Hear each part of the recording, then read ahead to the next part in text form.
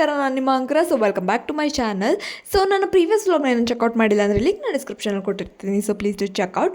So ಇದು ಬಂದು ರಾಮೇಶ್ವರಂ ಟ್ರಿಪ್ನ Day 2 ವ್ಲಾಗ್. ಸೊ ನಾವು ರಾಮೇಶ್ವರಂಗೆ ಹೋಗಿದ್ದು ಮೇನ್ ಪರ್ಪಸ್ಸೇ ರಾಮನಾಥ ಸ್ವಾಮಿ ಟೆಂಪಲ್ ನೋಡಬೇಕು ಅಂತ. ಸೊ ಹಿಂದಿನ ದಿವಸನೇ ದರ್ಶನ ಎಲ್ಲ ನೋಡ್ಕೊಂಬಂದಿದ್ವಿ. ಆ್ಯಂಡ್ ನೆಕ್ಸ್ಟ್ ದಿವಸ ನಾವು ಸ್ಫಟಿಕ ದರ್ಶನಕ್ಕೆ ಹೋಗಿದ್ವಿ. ಸೊ ಸ್ಫಟಿಕ ದರ್ಶನ ಬಂದುಬಿಟ್ಟು 5 to 6 o'clock ಮಾತ್ರ ಓಪನ್ ಇರುತ್ತೆ.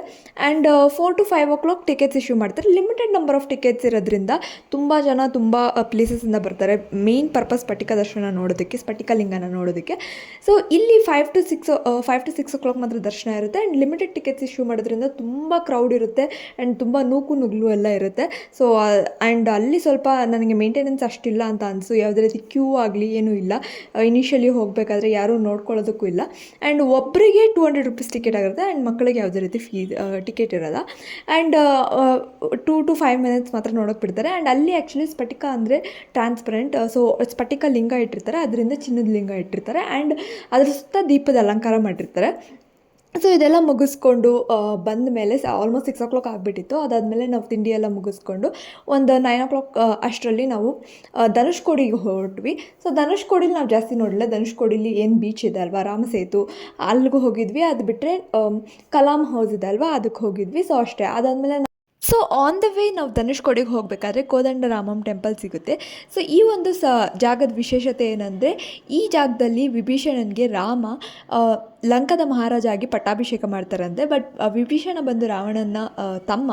But in spite of that ರಾಮನ ಸೈನ್ಯದಲ್ಲಿ ರೆಫ್ಯೂಜಿ ಆಗಿ ಕೂಡ ಇರ್ತಾರೆ. ರಾಮನಿಗೆ ಸಪೋರ್ಟ್ ಮಾಡೋದ್ರಿಂದ ಲಂಕಾದ ಮಹಾರಾಜ ಆಗಿ ಪಟ್ಟಾಭಿಷೇಕ ಮಾಡ್ತಾರೆ. ಆ್ಯಂಡ್ ಅದಾದಮೇಲೆ ನೆಕ್ಸ್ಟ್ ನಾವು ಹೋಗಿದ್ದು ಧನುಷ್ಕೋಡಿಯಲ್ಲಿ ಬೀಚ್ ಆ್ಯಂಡ್ ರಾಮಸೇತು ಬ್ರಿಡ್ಜ್ ನೋಡೋಕ್ಕೆ ಹೋಗಿದ್ವಿ. ಸೊ ಧನುಷ್ಕೋಡಿ ವಿಶೇಷತೆ ಏನಂದರೆ, as the name it self says end of the ಬೋ.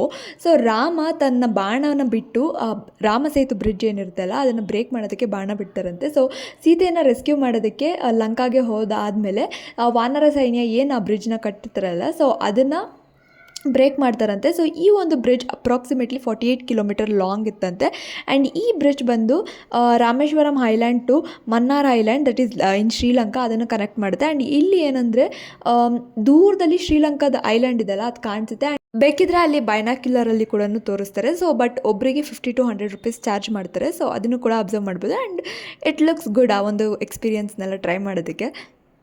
ಸೊ ರಾಮಸೇತು ಬ್ರಿಡ್ಜ್ ಆದಮೇಲೆ ನೆಕ್ಸ್ಟ್ ನಾವು ಹೋಗಿದ್ದು ಗೋಸ್ಟ್ ಟೌನ್. ಸೊ ಇದು ಬಂದು ಒನ್ ಆಫ್ ದಿ ಬೀಚ್ ಹತ್ರ ಲೊಕೇಟ್ ಆಗಿದೆ. ಸೊ 1964ಕ್ಕೂ ಮುಂಚೆ ಈ ಟೌನ್ ಫುಲ್ ಫ್ಲೆಡ್ಜ್ ಆಗಿ ಒಂದು ಟೌನ್ ಆಗಿ ವರ್ಕ್ ಮಾಡ್ತಿತ್ತು. Railway station, post office, schools, hospitals ಎಲ್ಲ ಕೂಡ ಇತ್ತು. ಆ್ಯಂಡ್ ಸಾಕಷ್ಟು ಫ್ಯಾಮಿಲೀಸ್ ಕೂಡ ಇಲ್ಲಿ ವಾಸ ಮಾಡ್ತಿದ್ರು. ಬಟ್ ಆಫ್ಟರ್ 1964 ಒಂದು ಡಿವಾಸ್ಟೇಟಿಂಗ್ ಸೈಕ್ಲೋನ್ ಕಾರಣದಿಂದ ಪೂರ್ತಿ ಮ್ಯಾಸಿವ್ ಡಿಸ್ಟ್ರಕ್ಷನ್ ಆಗುತ್ತೆ ವಿತ್ ಲಾಸ್ ಆಫ್ ಲೈಫ್. ಅದಾದಮೇಲೆ ಗೌರ್ಮೆಂಟ್ ಈ ಒಂದು town it is unfit for habitation ಅಂತ ಕನ್ಸಿಡರ್ ಮಾಡಿ ಇಲ್ಲಿ ಯಾವುದೇ ರೀತಿ ಇವಾಗ ಜನರು ವಾಸ ಮಾಡೋದಿಲ್ಲ. ಒಂದಷ್ಟು ಸಣ್ಣ ಪುಟ್ಟ ವ್ಯಾಪಾರಗಳು ಅಥವಾ ಅಂಗಡಿಗಳಿದ್ದಾವೆ for the tourist people visit ಮಾಡಿದಾಗ ತೊಗೊಳಕ್ಕೆ. ಅದಾದಮೇಲೆ ನಾವು ನೆಕ್ಸ್ಟ್ ಹೋಗಿದ್ದು ಕಲಾಂ ಹೌಸ್ಗೆ. ಸೊ ಇಲ್ಲಿ ಕಲಾಂ ಹೌಸ್ ಅಥವಾ Kalam museum one of the site seeing place ಆಗಿದೆ ರಾಮೇಶ್ವರಂಗೆ ಹೋದಾಗ.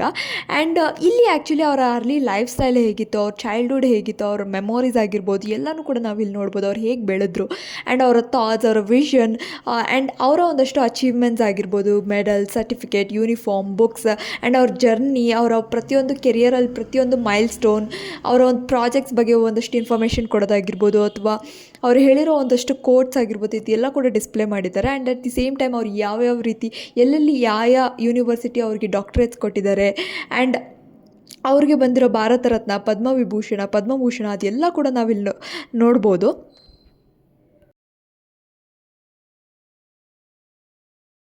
ಸೊ ಇದಿಷ್ಟಾಗಿತ್ತು ರಾಮೇಶ್ವರಂನ 2 days trip vlog. So hope ನಿಮ್ಮೆಲ್ರಿಗೂ ಇಷ್ಟ ಆಗಿದೆ ಅನ್ಕೊತ ಈ ವ್ಲಾಗ್ನ ಅಲ್ಲಿಗೆ ಮುಗಿಸ್ತೀನಿ.